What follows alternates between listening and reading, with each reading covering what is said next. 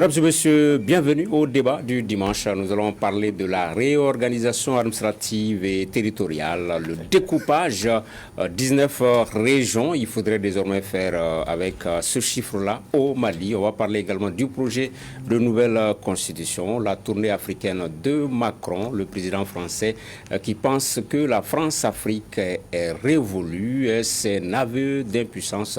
La question que nous poserons à nos invités, Maître Cheikh Omar Konaré, Maître, bonsoir. Bonsoir. Professeur Kissima Gakou, universitaire, bonsoir, professeur. Bonsoir. Nabi Diakité du journal L'Élite. Bonsoir, Nabi, ça faisait 2 jours. Oui, bonsoir, c'est ça voilà. faisait 2 jours exactement. Ok, et Moribo Mao Makalou, économiste. Bonsoir, Makalou. Bonsoir, c'est cool. Voilà, 19 régions au lieu de 8. C'est la nouvelle cartographie du Mali proposée par le gouvernement et votée donc par le Conseil national de transition. Le CNT qui a voté 6 projets de loi relatifs à la réorganisation territoriale et administrative. Il faudrait donc faire face avec ces circonscriptions territoriales. Un projet qui ne passe pas, comme ici, sur ces images. Ça fait grand bruit dans des localités comme Maou, Aoussa Foulane ou ici à Saï dans le cercle de Massina. Sortis en nombre, les populations de Matoumou et Saï demandent une relecture du projet. Nous écoutons justement un des porte-parole de la manifestation. Matoumou commune ni Saï commune de Farwa Nyogongabi. Kwami na anga nusoko ya ira. Saï ni selkili kungaka. Mais selkili amasega ke kumi nganda ambika anga nusoko goya jira o kundeka.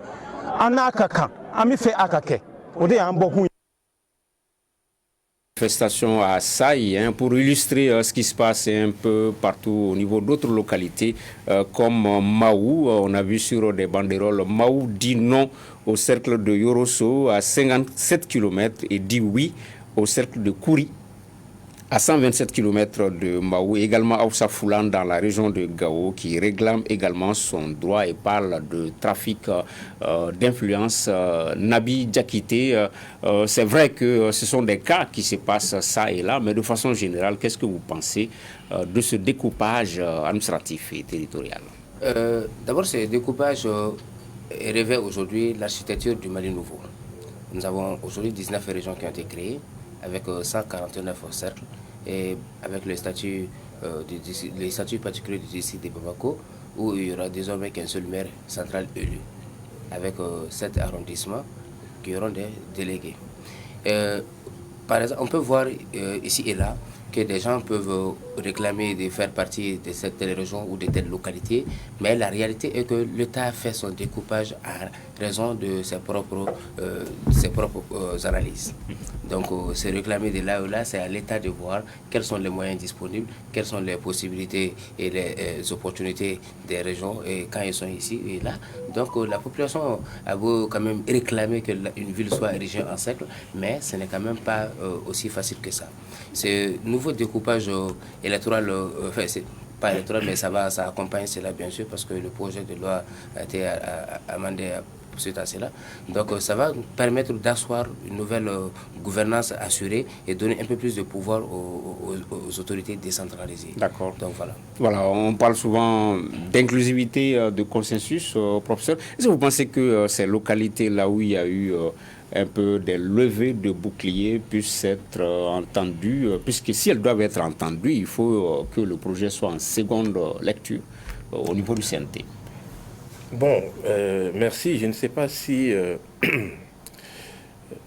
il faut une haute lecture, mais je pense qu'elles doivent être entendues parce qu'elles ne se sont pas levées spontanément. Vous devez comprendre que dans un découpage, quel qu'il soit, il y a des aspects qui sont souvent de l'ordre de l'arbitraire, en tout cas aux yeux des populations. Alors, pour bien comprendre, il faut voir que dans la constitution du Mali, il y a une dualité qui est prônée, c'est-à-dire la déconcentration en même temps que la décentralisation. La décentralisation suppose de rapprocher, de pousser carrément, de rapprocher l'administration des administrés. Mais en même temps, simultanément, puisqu'on parle de déconcentration, la déconcentration suppose que l'administration, l'État, soit aussi représenté dans ces localités. Donc, lorsque vous voulez,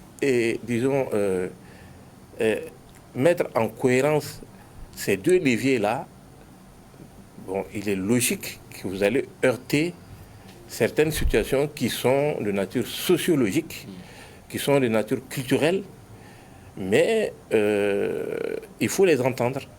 Parce que ce n'est pas, je crois que le découpage, ce n'est pas une magie.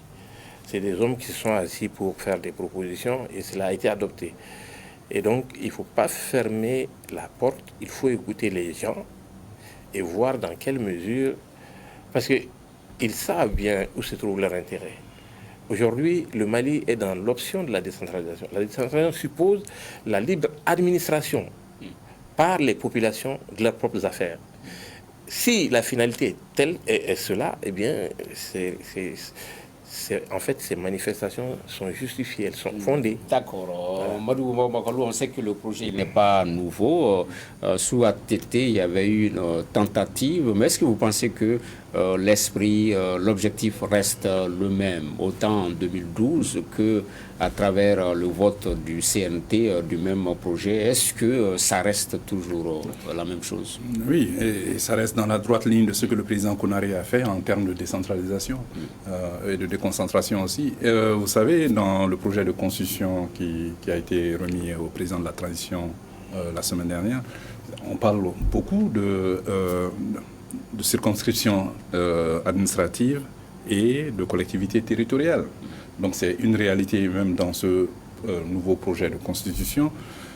Mais moi j'ai des inquiétudes parce que vous savez, nous avons un vaste pays, mais nous sommes un vieux pays. Nous sommes un vieux pays et la circonscription de Fourou que je connais un peu pour avoir travaillé à Siama pendant quelques années, il y a quelques difficultés là-bas par rapport au découpage administratif. Parce que vous savez, certaines localités où elles sont devenues plus grandes, des grandes agglomérations, ne veulent pas être rattachées à d'autres pour des raisons sociologiques ou autres.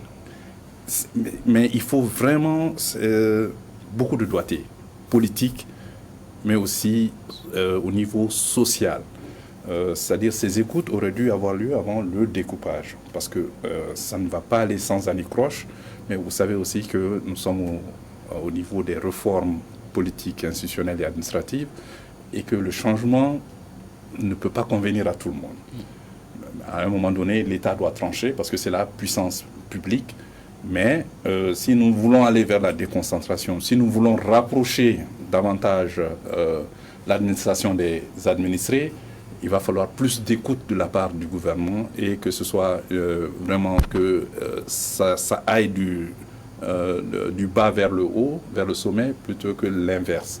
Et je pense qu'il faut quand même être à l'écoute des populations encore pour voir ce qui peut être sauvé encore. Évidemment, on n'aura pas l'unanimité sur tout, mais je pense qu'il va falloir quand même ouvrir le dialogue et voir ce qui peut être sauvé encore. D'accord, être à l'écoute des populations et voir ce qui peut être sauvé. Maître Konaré, c'est ce que pense Modibo Makalou. Vous, qu'est-ce que vous en pensez? Bonsoir à tous. Je me réjouis que ce découpage se fasse dans un contexte de décentralisation et non pas de régionalisation ou de fédéralisme, comme l'auraient souhaité les rebelles de la CEMA. La décentralisation vise à faire en sorte que les collectivités locales s'administrent elles-mêmes. Donc à rapprocher le pouvoir et l'administration des populations de la base dans le cadre de l'unité de l'État. Ça, c'est une bonne chose. Mais ce projet qu'on vient d'adopter souffre de deux critiques majeures. La première, c'est que avant de l'adopter, on n'a pas suffisamment écouté les populations à la base.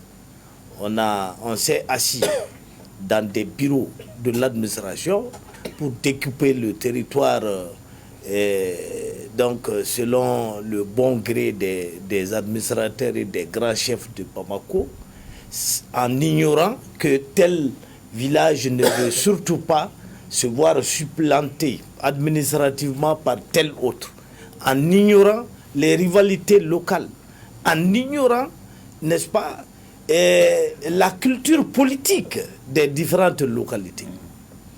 Ça, c'est un premier problème.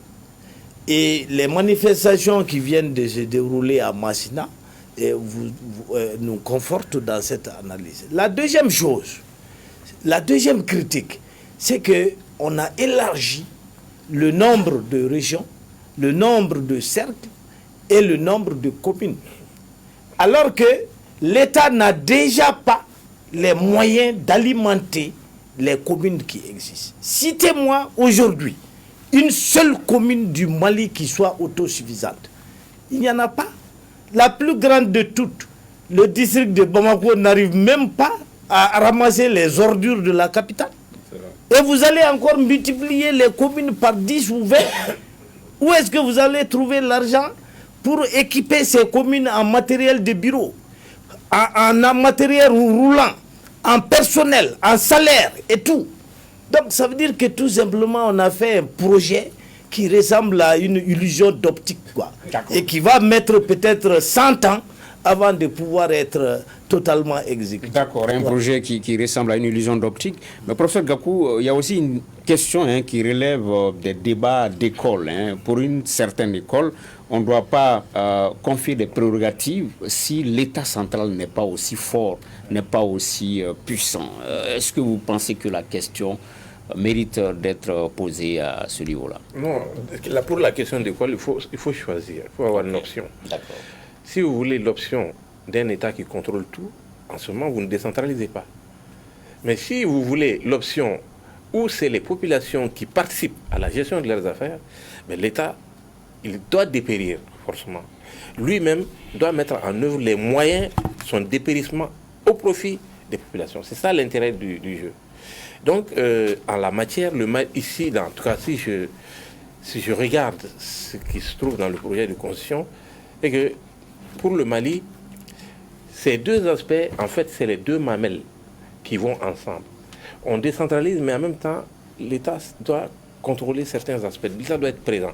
Mais comme dit Konaré là, mais moi je me pose la question, comment l'État va faire? D'accord. Hein? Okay. Quand elle a multiplié par N le nombre de des cercles, etc., est-ce que, bon, à la veille des élections comme ça, je ne sais pas quel est le mobile, mais franchement, on ne voit pas d'emblée, en tout cas, il n'y a pas, objectivement, on ne voit pas les moyens par lesquels cette création peut être effective de façon optimale, en tout cas dans un délai qu'on peut percevoir.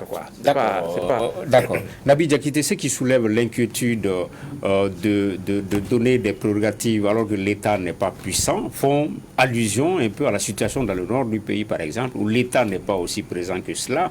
Dès lors qu'on n'est pas totalement présent et on confie des responsabilités, des prérogatives aux collectivités, est-ce qu'il n'y a pas un risque d'alimenter encore des velléités qui peuvent être sécessionnistes? Ben, nullement pas. Nullement pas.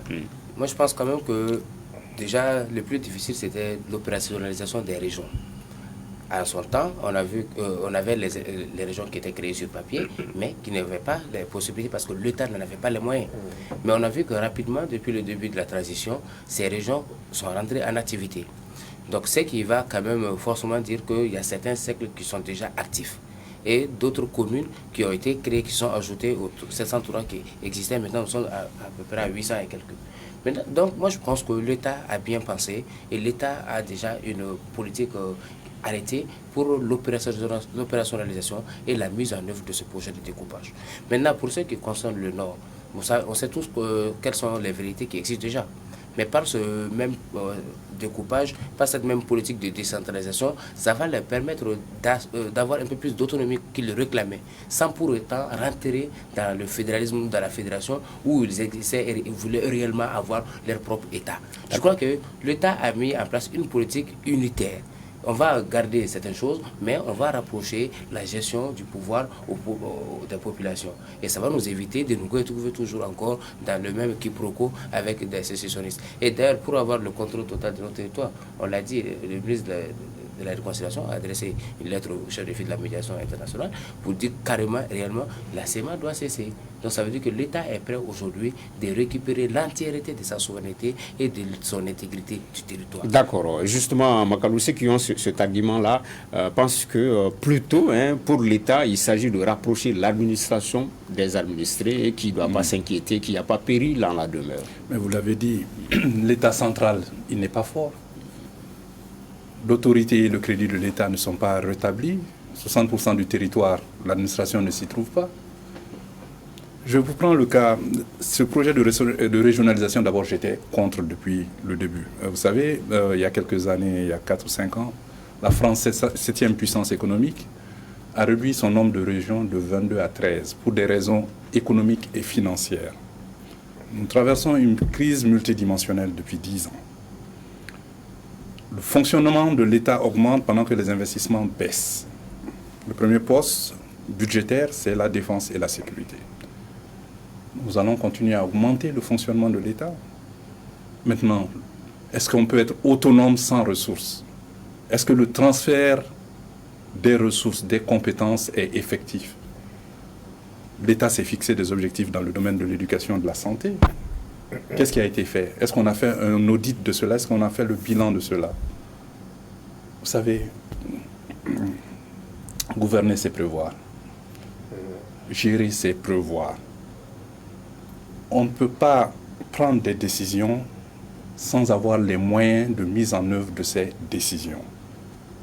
Quelle va être l'effectivité de ce découpage territorial, les conséquences sur le chronogramme de la transition et des échéances électorales à venir? Moi, je me pose la question. Je ne suis pas administrateur civil, mais c'est des questions qui me taraudent l'esprit. Donc, je pense que, à mon avis, nous devrions faire extrêmement attention. Je pense que j'ai toujours dit que cette transition, c'est la transition de tous les Maliens. Tout le monde doit œuvrer pour qu'elle réussisse, mais elle ne doit pas tout embrasser. Elle ne peut pas tout faire. Il y a des priorités qui doivent être mises en avant. Qu'est-ce qui peut être fait maintenant? Qu'est-ce qui peut être fait un peu plus tard? Et qu'est-ce qui peut être fait bien plus tard? Donc, les réformes, elles sont d'abord conjoncturelles, c'est-à-dire celles qu'on peut faire immédiatement, et ensuite il y a des réformes structurelles qui vont prendre du temps, qui vont prendre des années, des décennies à mettre en œuvre. Mais le plus important, c'est de fixer le cap et de commencer la mise en œuvre. Mais le rythme doit être soutenu, la cadence doit être soutenue par rapport à la mise en œuvre des réformes. On ne peut pas tout faire, faisons attention, on ne peut pas tout embrasser, choisissons nos priorités. D'accord. Maître Cheikh Oumar Konaré, d'aucuns disent également que l'accélération, sinon la diligence dans le vote du projet, répond à des impératifs de respect de la loi électorale, puisque selon la loi électorale, il faut que les démembrements de l'EJ, l'autorité indépendante pour la gestion des élections, puisse être installée dans les différentes entités, circonscriptions territoriales, et c'est ce qui expliquerait la diligence de l'adoption de ce projet de loi par le CNT. C'est tout à fait possible, mais je vais vous donner un exemple un peu trivial qui va vous permettre de comprendre toute la contradiction qui existe dans ce texte qu'on vient d'adopter. Vous avez un enclos de bœufs, de moutons. Vous êtes seul à garder ça. Ça, c'est, si tu veux, l'État central. Maintenant, les bœufs et les moutons, là, se sont multipliés à un tel point que vous ne pouvez pas tout seul les garder. Donc, vous confiez une partie à votre frère qui va ouvrir d'autres enclos, etc.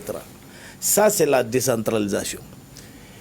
Mais ça veut dire que vous avez les moyens. Les animaux se sont bien multipliés et puis vous avez les moyens de donner à votre frère de quoi nourrir les animaux que vous allez lui confier.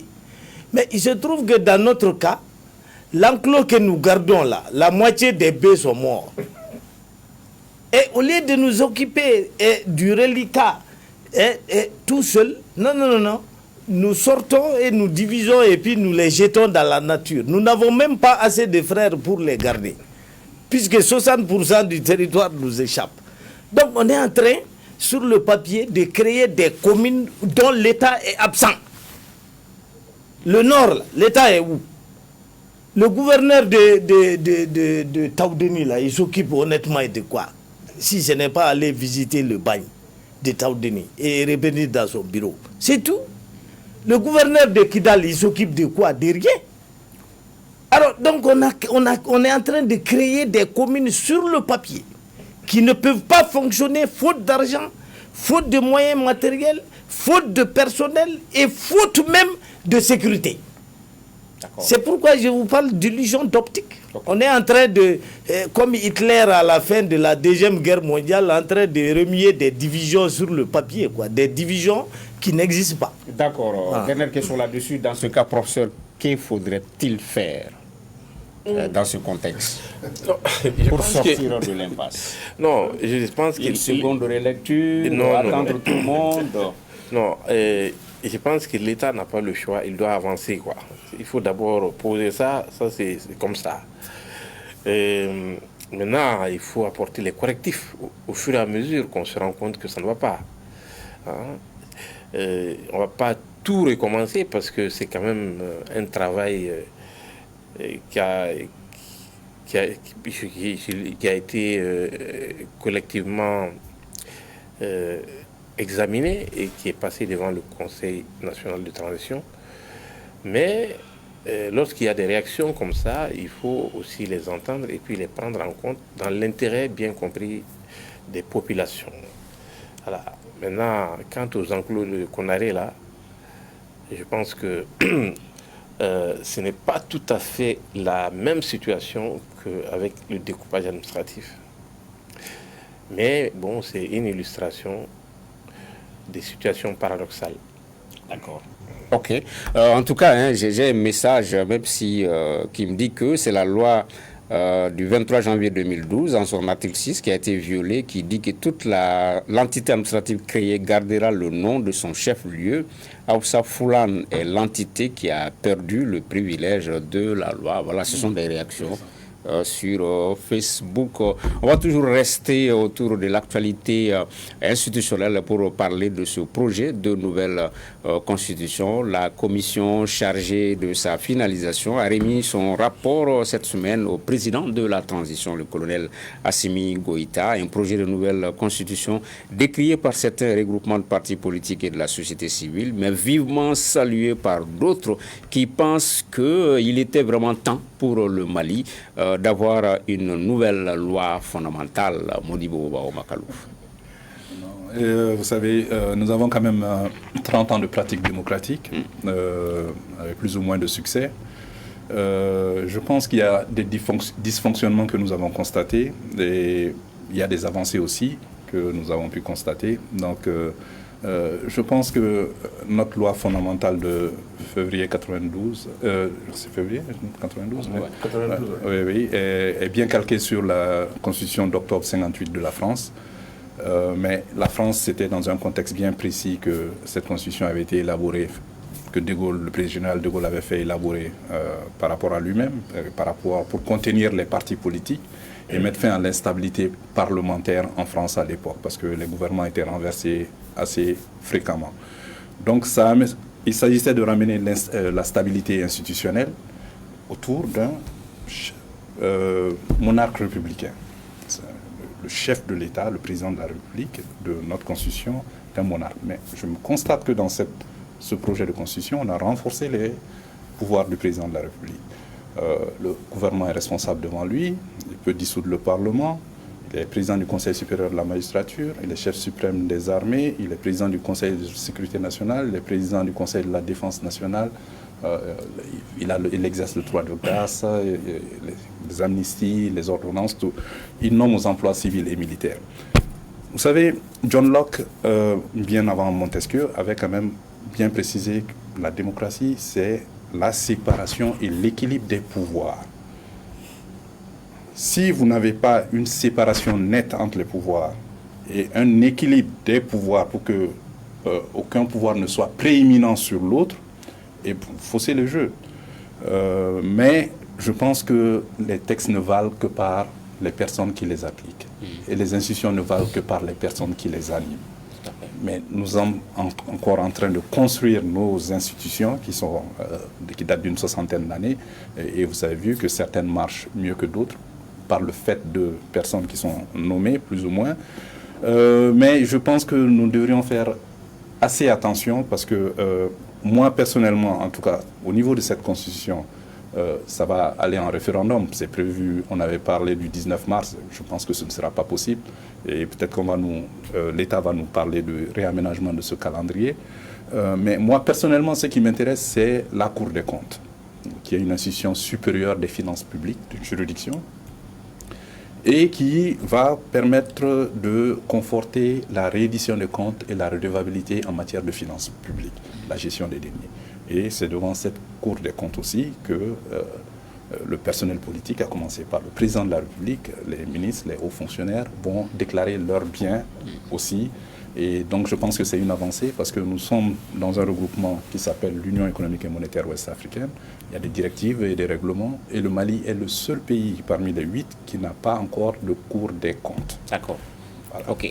Maître Chekmar, la Cour des comptes, c'est une avancée si on suit les directives de l'UEMOA. Makalou avait parlé aussi de la prééminence du président de la République, l'institution président de la République qui garde tous ses pouvoirs, clés de voûte des institutions qui sont renforcées. Mais à côté de tout ça, il y a aussi une innovation. Il peut destituer une espèce d'impeachment comme on l'a aux États-Unis. Comment apprécier cela? D'une part, pouvoir renforcer et d'autre part, possibilité pour les deux chambres de le destituer. Moi, je voudrais rappeler que la Constitution de 92 a montré ses limites. Il est louable de la changer. Mais il se trouve que le changement a obéi est passé par 2 étapes.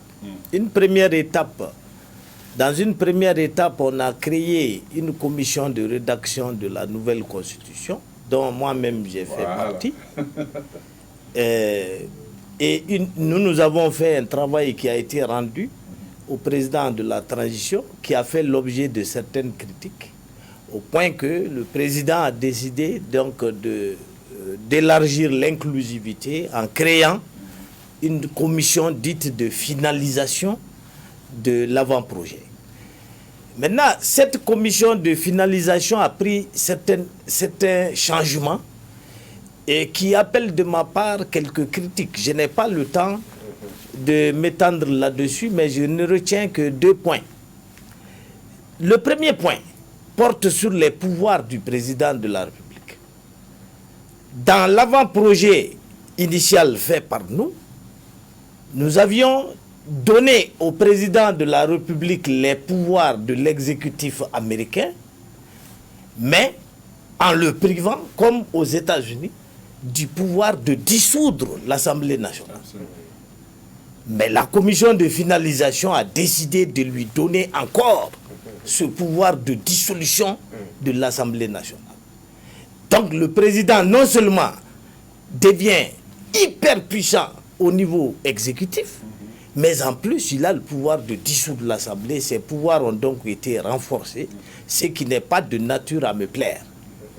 La deuxième chose, c'est que tirant les expériences, les leçons des expériences du passé, la première commission dont je faisais partie avait décidé que la Cour constitutionnelle, lorsqu'elle est saisie d'un litige électoral, lorsqu'elle constate que les fraudes ont été telles que leurs sanctions allaient entraîner l'inversion des résultats proclamés par l'administration territoriale, pour éviter tout trouble à l'ordre public, la Cour n'avait que le pouvoir d'annuler toute l'élection et pour qu'on reprenne. Nous avions mis ça dans l'avant-projet initial. Mais la commission de finalisation a levé ça aussi. Elle a maintenu le système actuel qui fait que la Cour constitutionnelle a non seulement le pouvoir de sanctionner les fraudes, mais en plus, elle a le pouvoir de réformer à sa guise les résultats. Donc vous pouvez très bien être proclamé premier ou élu par l'administration, arrivé à la Cour constitutionnelle, on vous balance et on met quelqu'un à votre place. Ça, ce n'est pas non plus quelque chose qui m'a plu. Et ce sont les deux principales critiques que j'adresse au projet final qui sort des travaux de la commission de finalisation. Professeur Kissima Kakou, vous l'avez également lu, ce projet de nouvelle constitution. Moi, je pense que je ne serais pas trop prolixe, je dirais que c'est un bon exercice. Mais la Constitution est le texte fondamental pour la gestion, pour l'existence même, et la gestion du pays, de ces crises actuelles et à venir. Et pour cette raison, elle mérite beaucoup de consensus. Pour ma part, c'est ce que je souhaite dire et d'ajouter que il y a certains principes qui sont devenus universels, non pas parce qu'ils sont portés par certains pays qui sont les plus forts, les plus grands au monde, mais c'est parce qu'à échelle humaine et de l'histoire, cela a été avéré. C'est comme le disait tantôt, l'équilibre des pouvoirs. Si vous faites une constitution déséquilibrée, eh bien, vous avez créé un précédent dans lequel votre pays va tomber. Une constitution déséquilibrée, c'est quoi? C'est les trois piliers là. C'est pas pour faire du cinéma. C'est comme, si vous voulez, les foyers, la cuisine, une marmite. Le foyer, c'est 3 pieds. Si vous enlevez un pied, ça tombe. Rien que cette image. L'exécutif, le législatif et le judiciaire, ils doivent être hermétiquement séparés. Je dis bien hermétiquement séparés. Rien ne doit transpirer entre ces pouvoirs-là. Si on ne peut pas faire ça, ce n'est pas la peine de faire une constitution, parce qu'on va toujours recommencer. Ça, c'est le premier aspect, l'équilibre des pouvoirs. C'est pour ça que le philosophe a dit que pour ne pas abuser, pour éviter les abus, il faut simplement que par la disposition des choses, le pouvoir arrête le pouvoir. Que le pouvoir judiciaire soit arrêté par le pouvoir exécutif, que le pouvoir exécutif soit arrêté par le pouvoir législatif. Si cela existe dans une constitution, elle est bonne. Quel que soit le nom que vous lui donnez, quel que soit le pays auquel il s'applique. Mais si ça n'existe pas, vous avez fait du n'importe quoi. D'accord. Voilà. C'est tout ce que je peux dire. Ok, Nabi, mais comment réussir ce dosage-là? Parce que bon, le pouvoir, quand même, quand il est trop fort, il nous écrase. Quand il est trop faible également, on y va tous avec lui. Voilà. Comment réussir cet équilibre, ce dosage-là, justement? Moi, je pense que le projet que moi j'ai lu, je ne serais pas trop alarmiste là-dessus. D'ailleurs, je suis un peu réconforté. Parce que le président est renforcé, mais aussi, il y a les garde-fous qui ont été posés. Et je pense que faire de lui justiciable ordinaire, comme tout le monde, devant les juridictions, c'est aussi une réussite d'abord. Deuxièmement, pouvoir le destituer par les 2 chambres réunies en congrès en cas de mise en accusation pour haute trahison ou tout autre fait pouvant mettre en doute sa crédibilité et sa capacité de gérer est aussi une avancée qui va nous permettre de sortir des imbroglios ou des manques de consensus, de division politique. Ensuite, cette constitution qui permet aujourd'hui aux autorités traditionnelles, aux Maliens de l'extérieur, à tous les Maliens de pouvoir s'exprimer, de pouvoir parler, d'abord par la possibilité aujourd'hui des Maliens de l'extérieur d'avoir des députés, c'est aussi une ouverture et qui a pris en compte l'aspiration de beaucoup de personnes. Et quand on y va un peu plus loin, c'est vrai que la Cour constitutionnelle, Maître l'a dit, et c'est un point qui m'a aussi pris à l'esprit, il fallait tout faire pour que la Cour constitutionnelle n'ait pas le pouvoir de réformer les résultats des élections. On l'a dit, ce sont les attributions de l'EJ qui a été mises en place exactement pour ça, pour coordonner les élections, pour proclamer les élections, et la Cour constitutionnelle n'avait que pouvoir de constatation. Je pense que c'est le texte définitif donné par une commission qui a réuni l'ensemble des organisations socio-politiques et des partis politiques qui ont participé, même le cadre d'échange des partis politiques a participé. Et je pense que le président aura le temps peut-être d'apporter sa propre touche. Mais moi, je pense que dans l'ensemble, nous avons posé la bonne base qui va nous permettre d'aller sur un nouvel élan, qui va nous permettre d'aller encore de l'avant et de sortir de certains manquements qui résidaient dans l'ancienne constitution. D'accord. Sur la question de la langue, par exemple, Bakalou, il y a eu de la prudence dans la démarche de la commission. On peut dire qu'elle a décidé de ne pas décider puisqu'elle laisse finalement la patate chaude à travers la loi organique au nouveau pouvoir. Toutes les langues nationales sont des langues officielles. Bon, sur ce point-là, comment comprendre la démarche, la prudence de la commission à ce niveau-là? Une prudence justifiée, non? On a désamorcé la bombe. Les Conarés ont manié la litote et ils ont mis le langage qui peut noyer le poisson pour faire satisfaire tout le monde. Mais je pense que, évidemment, on ne peut pas travailler dans toutes les langues au niveau de l'administration. Je pense que, c'est un consensus, c'est quelque chose que je pense que ça a permis d'éteindre certains feux et de contenter une partie de l'opinion publique parce que c'était un réel sujet de discussion et je pense que les diverses opinions ont été prises en compte par rapport à cet aspect. Mais je pense que la langue, le travail, la langue officielle, évidemment, c'est dans la pratique et l'administration, c'est une tradition. Et vous le savez très bien. Voilà. Tout à fait. Sur des points de récrimination également, professeur Gakou, il y a la question de la laïcité. C'est une question lancinante. Qu'est-ce qu'on peut également dire à ce niveau-là? Est-ce que le projet de nouvelle constitution met un terme à ce débat-là? Est-ce qu'il met tout le monde d'accord? Mais la laïcité, les gens compliquent ça inutilement. La laïcité veut dire que chacun fait sa religion comme il veut. Et ça veut dire que chacun respecte l'autre. C'est tout. Il ne faut pas aller chercher trop loin. Hein? Vraiment. Des choses simples, les gens en font des montagnes. Mais c'est la seule façon pour vivre en société. On vous dit que votre liberté s'arrête là où commence celle des autres. Appliquez la même chose en religion. C'est tout. Et vous n'avez personne contre vous et vous n'êtes contre personne. D'accord, oui, maître Bonari. Donc moi, je voulais juste souligner que quels que soient les textes, quelle que soit la qualité des textes, il faut des hommes de vertu pour pouvoir en tirer des avancées dans le sens du bonheur du peuple. Alors, nous devons espérer que le futur président soit un homme de vertu, capable d'interpréter le texte constitutionnel dans le sens de l'intérêt général. Sinon, le futur président sera un véritable monstre institutionnel. Il a tous les pouvoirs. Alors s'il veut faire mal, je ne pense pas un contre-pouvoir institutionnel adopté dans cette nouvelle constitution puisse l'arrêter.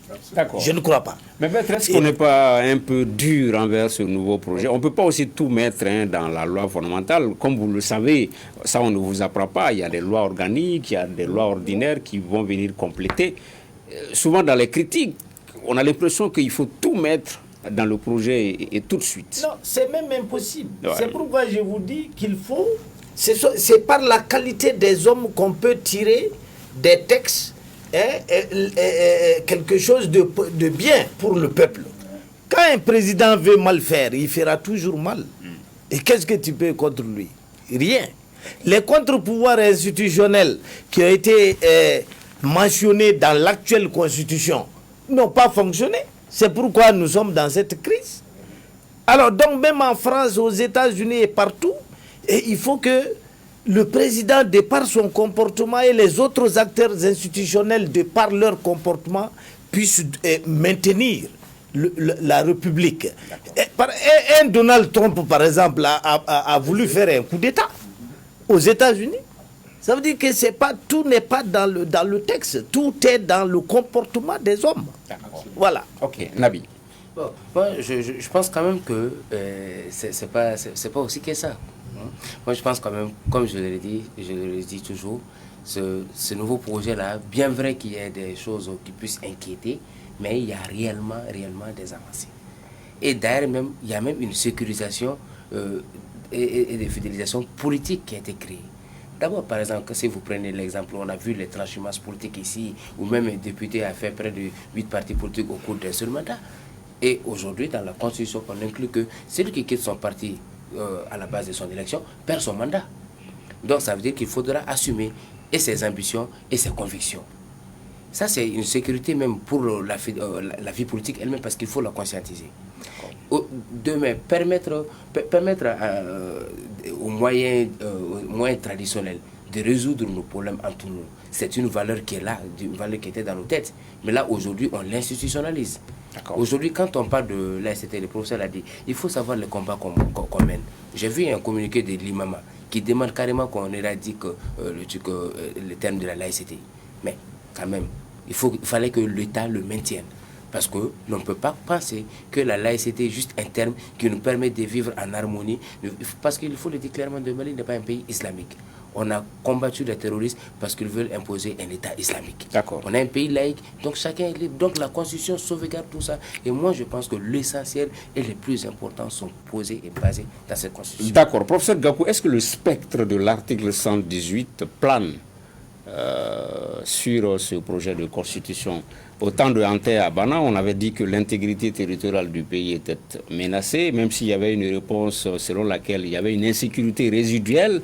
Aujourd'hui, on parle de projet de nouvelle constitution. Est-ce qu'il peut être frappé par l'article 118? Il est bon de rappeler d'abord l'article 118 parce que tout le monde ne connaît pas. Okay. Tu peux dire... Mais il ne peut pas y avoir de référendum si l'intégrité territoriale du pays est menacée. D'accord. Ok. Je peux le lire. Hein? Je peux le lire. Je peux le lire. Oui, lis-le. Les faits antérieurs à la promulgation de la présente Constitution, couverts par les lois d'amnistie, ne peuvent en aucun cas faire l'objet de poursuites, de traction, d'instruction ou de jugement. Non, lui parle de l'ancien. Ah, de l'ancien. Donc, voilà, si l'ancien, c'était... L'actuel article 118, aucune révision de la Constitution ne peut être entamée ni poursuivie lorsqu'il est porté atteinte à l'intégrité du territoire national. Ouais. La question, est-on dans un référendum ou bien dans la rédaction d'une nouvelle constitution? Quelle est la différence entre référendum, rédaction pure et simple d'une nouvelle constitution? Ça va, juridiquement, ça va être assez laborieux, mais je vais essayer d'être simple. D'abord, une nouvelle constitution suppose même un changement de république. Quand vous parlez de nouvelle constitution, ça veut dire qu'on change de république. Au Mali, aujourd'hui, on est dans la 3e république. S'il y a une nouvelle constitution, on va forcément dans la 4e république. Avec tout ce que ça suppose. Comme mœurs, bagages à amener avec nous. Maintenant, ça c'est la Constitution. Maintenant, le référendum. Le référendum, c'est simplement un acte à travers lequel on soumet au suffrage populaire, justement, un texte sur lequel on demande l'avis du peuple. C'est ça le référendum. Tout à fait. Et je pense qu'aujourd'hui, la situation dans laquelle nous vivons, pour répondre plus ou moins à votre question, c'est que l'article 118, elle est mise de côté. Parce que si on doit considérer l'article 118, on ne ferait pas ça. D'accord. Elle est mise de côté par une espèce de, je sais pas, une espèce d'entente ou de silence. En tout cas, il y a comme quelque chose de tacite dans la société malienne qui milite en faveur de, pas du changement, mais de la révision de la Constitution de 92. Et sur cette base-là, les autorités qui sont aux commandes ont estimé qu'il faut foncer. D'accord. Pour répondre à votre question, si nous voulons changer la Constitution, je veux dire modifier la Constitution, donc réviser, pour utiliser le mot je veux dire mentionné dans le texte constitutionnel, si nous voulons réviser la Constitution, nous allons nous heurter à l'article 118 qui dit qu'on ne peut pas le faire tant qu'il est porté atteinte à l'intégrité du territoire. Encore que sur ce point, la Cour constitutionnelle ait autorisé le gouvernement d'Ibeka à le faire. Parce que la Cour constitutionnelle s'est basée sur une doctrine qu'elle est seule à partager, et disant que tant qu'une armée étrangère n'a pas occupé une partie du territoire, le territoire est réputé être en sécurité entre les mains de l'État malien. Oui. Alors, donc, ça, c'est le premier volet. Il a été décidé plus tôt de faire une nouvelle constitution et non pas de réviser l'actuelle. Et pourquoi on pourrait faire une nouvelle constitution en se fondant sur l'impérium du peuple? Le peuple étant souverain, il a décidé de se doter d'une nouvelle constitution, point final. Celui qui n'est pas d'accord n'a qu'à s'adresser. D'accord, ok. On va mettre aussi le point final. Oui, rapidement, 30 secondes. Je vais mettre un bémol. Konaré, je crois que vous connaissez le peuple. Oui. Le peuple, quand on l'interroge justement par le suffrage universel. Oui. Ce qui n'a pas été fait. Si vous n'avez pas de suffrage universel, vous ne pouvez pas parler du peuple. Oui, mais ça sera fait. Par le référendum. Non. C'est-à-dire, en ce moment, c'est a posteriori. Oui. Mais il faut le faire a priori. Tu vas te plaindre où? Non, c'est pas question de... Non, je veux simplement que les choses soient dites telles qu'elles sont. Voilà. D'accord. Ce qui va nous conduire au troisième sujet de ce débat du dimanche. La France-Afrique est révolue. On prête à la France des intentions qu'elle n'a pas, qu'elle n'a plus. Les propos sont du président Emmanuel Macron qui vient de boucler une tournée africaine qui l'a conduit à Brazzaville, Libreville, Luanda et Kinshasa. Emmanuel Macron que nous écoutons justement pendant l'étape de Libreville. Notre histoire commune, ici au Gabon, ne nous le cachons pas, c'est aussi celle de la France-Afrique. Et cet âge de la France-Afrique est bien révolu. Mais j'ai parfois le sentiment que les mentalités n'évoluent pas au même rythme que nous. Quand je lis, j'entends, je vois qu'on prête encore à la France des intentions qu'elle n'a pas, qu'elle n'a plus. On semble encore aussi attendre d'elle des positionnements qu'elle se refuse à prendre. Et je l'assume totalement. C'est pourquoi je préfère être très clair et explicite en vous retrouvant aujourd'hui. Au Gabon comme ailleurs, la France est un interlocuteur neutre qui parle à tout le monde et dont le rôle n'est pas d'interférer dans des échéances de politique intérieure. Et donc si je suis au milieu de vous aujourd'hui avec le plaisir de vous retrouver, c'est précisément pour bâtir un partenariat équilibré sur les sujets de climat et de biodiversité, sur les sujets économiques, industriels, etc., de défendre nos intérêts, de porter des causes communes. Mais je ne suis venu investir personne, je ne suis venu témoigner que mon amitié et ma considération à un pays et à un peuple frère. Voilà un partenariat équilibré. La France-Afrique est vraiment révolue. On prête à la France des intentions qu'elle n'a pas, qu'elle n'a plus. M. Cheikh Konaré, c'est vraiment, on ne peut plus clair, ces propos-là. Bon, ce n'est que des propos. Est-ce que la France a définitivement tiré un trait sur la France-Afrique? Est-ce que la France va désormais, du jour au lendemain, considérer ses anciens esclaves comme des partenaires à part entière? Moi, je ne le crois pas. Et ce que Macron dit, c'est un discours pour endormir les Africains, nous faire espérer sur un partenariat gagnant-gagnant, afin que nous puissions oublier les Russes, les Chinois et autres. Mais une fois que la France, aujourd'hui déstabilisée au Sahel, aura repris pied et aura repris son souffle, je pense qu'elle va encore foncer sur sa vieille proie que constitue l'Afrique francophone. Ok, Nabi, comment interpréter ces propos-là? Est-ce que vous pensez que c'est une tentative de reconquête de l'ancienne Afrique équatoriale française, puisque la visite c'est un peu à ce niveau-là? Il faut croire Macron. Moi, je dirais simplement que ce n'est pas la France-Afrique qui est révolue, c'est l'ère même de la France qui est révolue en Afrique. Et je pense que le temps donné par le Mali a été suivi par beaucoup de personnes. la France a été démystifiée. C'est pourquoi dans ses propos, il n'a pas raté la classe politique malienne. Il a tenu responsable de cet échec. Parce que la France a bâti sa relation avec l'Afrique sur l'assujettissement, sur l'assujettissement, sur l'irresponsabilité, par l'exploitation et la manipulation des élites africaines. Cette ère-là, elle est révolue. On va vers un nouveau partenariat. Macron, qui est présent, est aussi jeune qu'un Assimi Goïta, bien que pas élu.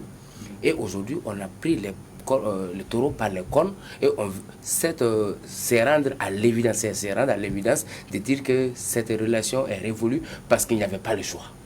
Parce que les peuples africains sont réveillés aujourd'hui et demandent un respect d'égal à égal. Donc, il sera à l'évidence que c'est nécessaire d'inclure cela dans la nouvelle politique française avec l'Afrique. Ne pas venir en pompier pour éteindre des feux qu'on a aidé à allumer. Mais aujourd'hui, nous permettre de nous exprimer librement, nous permettre d'échanger avec eux, avec elles, mais aussi avec d'autres personnes. D'accord. Donc moi, c'est la France, l'ère de la France même qui a révolu, et ce discours-là doit évoluer avec. C'est ce que je retiens. L'ère de la France qui est révolue, ce sont des relations décomplexées, professeur Kissimangako. Non, honnêtement, cette visite-là me fait penser à un malade, c'est-à-dire à une personne qui souffre d'une maladie congénitale incurable et qui tente de s'auto-guérir, quoi. C'est ce que m'évoque cette maladie. Le discours. Non, pas du Nyamakoudji. Je parle de cette vieille petite musique-là. La France-Afrique, c'est fini. Souvenez-vous, en 1974, Giscard, quand il est arrivé au pouvoir, mais c'est ce qu'il a dit. Il dit la France-Afrique est terminée. Il a même chassé Foccart, qui était le faiseur de roi en Afrique. Mais après, qu'est-ce qui s'est passé? C'est lui, Giscard, qui est devenu... Le sacre.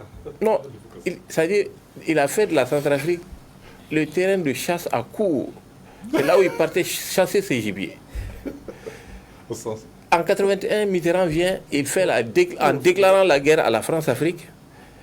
Et après, qu'est-ce qu'on voit? C'est son fils qui devient le monsieur Afrique, qu'on a appelé d'ailleurs le papa Madi, qui traitait avec les chefs d'État africains. Le même Macron, depuis 6 ans, il est en train de nous dire que la France-Afrique est finie. Mais il faut voir la réalité. La France-Afrique est finie. La France est le seul pays au monde, en tout cas dans le monde occidental, qui a des bases militaires dans les pays de façon bilatérale. Le seul pays occidental. La France est le seul pays au monde qui a encore des colonies. Et des colonies sur lesquelles elle maintient une même mise économique, financière et monétaire. Je pense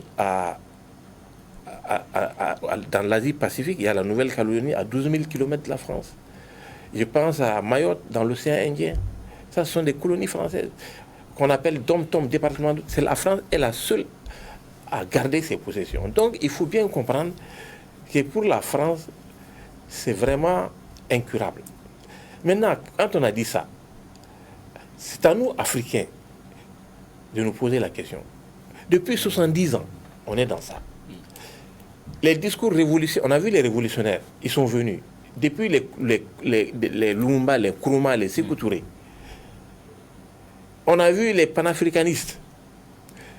Le panafricanisme qu'on réchauffe à l'occasion, à chaque fois que nous avons des difficultés ou des faiblesses. Mais cela a rimé à quoi? Donc il faut que nous fassions l'introspection sur notre part de responsabilité dans cette affaire. Okay. Et moi, j'estime simplement que la relation avec la France et le problème actuel qui est en train de déferler dans les enjeux mondiaux, je pense que la France Elle a du souci à se faire. Oui, elle a du souci à se faire. Voilà. Makalou, professeur Gabou parle d'introspection. Est-ce que cette introspection n'a pas commencé? Puisqu'on a vu, lors de la conférence de presse conjointe à Kinshasa avec le président Tshisekedi, on a vu que Macron a été bousculé aussi bien par les questions de journalistes que par les précisions de Tshisekedi. Ça veut dire qu'on a des chefs d'État au-delà du Mali de Assimi Goïta qui n'hésitent pas à arrêter le président de la République française et puis à préciser leurs propos. Est-ce que cette introspection n'a pas commencé? Mais vous savez, le néocolonialisme, c'est ce qui est venu après les indépendances. L'assujettissement dont Nabi a parlé tout à l'heure, c'était cela, des élites subjuguées par des accords de coopération en matière de défense, mais en matière monétaire et financière aussi. Mais le monde a changé. Le monde a changé, l'Afrique a beaucoup changé. L'âge médian en Afrique, c'est de 24 ans aujourd'hui. Vous savez, l'Afrique fait 1,4 milliard de personnes. Il y a autant d'Africains que de Chinois et d'Indiens dans le monde aujourd'hui. L'Europe occidentale, c'est 350 millions de personnes. La France, c'est 70 millions de personnes. Donc, la France a des accords avec 15 pays africains. 8 en Afrique occidentale, 6 en Afrique centrale et les Comores. Ça fait 15 pays qui constituent la zone franc. Mais le monde a changé. Le monde a changé. Quand Biden a reçu les leaders africains, nos dirigeants africains, mais Guterres l'a répété la semaine dernière à Addis Abeba, l'Afrique revendique sa place dans le monde. Nous constituons 18% de la population dans le monde. Et le néocolonialisme n'a plus sa place. Maintenant, le premier partenaire de l'Afrique, c'est la Chine, qui distance l'Union européenne. Et les États-Unis sont très loin derrière. Les États-Unis sont talonnés aujourd'hui par la Turquie. Donc il y a ces nouveaux partenariats, il y a cette jeunesse africaine. C'est le président Macron lui-même, il était au fait des choses, mais c'est les lobbies qui le prennent toujours en otage. Il a parlé du manque de changement de mentalité. Mais les administrations sont comme cela. Sinon le discours de Ouagadougou, c'était la révolution. Ils voulaient changer les choses, mais ils ne peuvent pas changer les choses parce qu'ils sont dépendants de l'Afrique. Mais l'Afrique a décidé de se prendre en charge. Les dirigeants sont bousculés aujourd'hui par les populations qui sont africaines, qui sont jeunes et qui aujourd'hui sont connectées et n'ont aucun complexe vis-à-vis de qui que ce soit. Et l'Afrique revendique sa place dans le monde. D'accord, on arrive au terme de l'émission, mais je vais donner peut-être 30 secondes à chacun. D'abord, oui, maître. Est-ce que vous connaissez la différence entre une bactérie et un virus? Une bactérie se multiplie d'elle-même sans avoir besoin de se loger dans votre corps.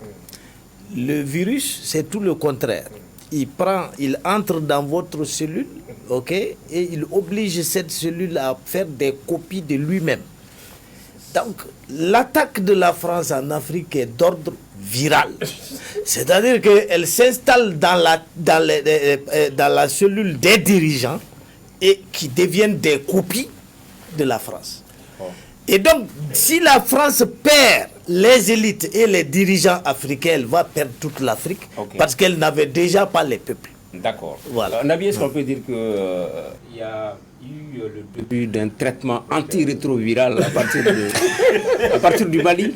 Ah, ben bien sûr. C'est ce que Maître Afeyi n'est pas mentionné. Et je pense que le Mali a bien donné ce ton-là. Après le Mali, on a vu que ce même discours a été repris par le Burkina, même pas le discours seulement, mais les actes aussi, parce qu'ils ont renvoyé aussi quelqu'un de chez eux. Donc ça veut dire que ce traitement viral-là a commencé. Antirétroviral-là a commencé. Et je ne savais pas que Maître était fort à Mersin aussi, mais ce qui est sûr, la France a des jours difficiles devant elle en Afrique ici. Ou sinon quand même, il faudrait réellement revoir les choses. L'Afrique s'émancipe d'abord par elle-même déjà d'abord, et elle va s'émanciper au dépend des uns et des autres. Et on va les dire carrément les choses. D'accord. Professeur Gakou, l'exemple du Burkina, le symbole Burkina n'est pas banal parce que c'est à Ouagadougou qu'il y a eu le discours de la nouvelle politique française en Afrique. Et c'est à partir du Burkina également qu'un ambassadeur de la France a été encore une fois chassé. Ça traduit en termes de symbole l'échec de la politique africaine de Macron. Non, ça traduit ce que je vous ai dit. Ce sont des discours qui n'ont aucun fondement dans la réalité. Ils vont seulement pour encenser l'irréel hein, et puis occuper l'espace mental des gens, comme l'a dit Konaré, avec son virus. Le processus en fait médical du virus, et c'est surtout le virus de HIV qui a cette particularité, on appelle ça la transcriptase reverse. Effectivement, cette comparaison est vraiment... D'accord, voilà.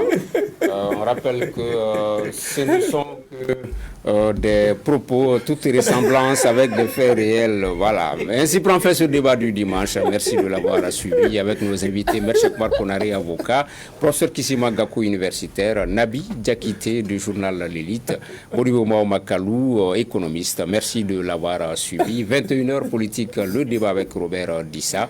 Merci à toute l'équipe, Arnaud Youbou, Fatoumata Sissao, Dija Keita, Omar Sangaré, Moussa Doumbia. Dimanche prochain pour un autre débat sur Africa Télévision.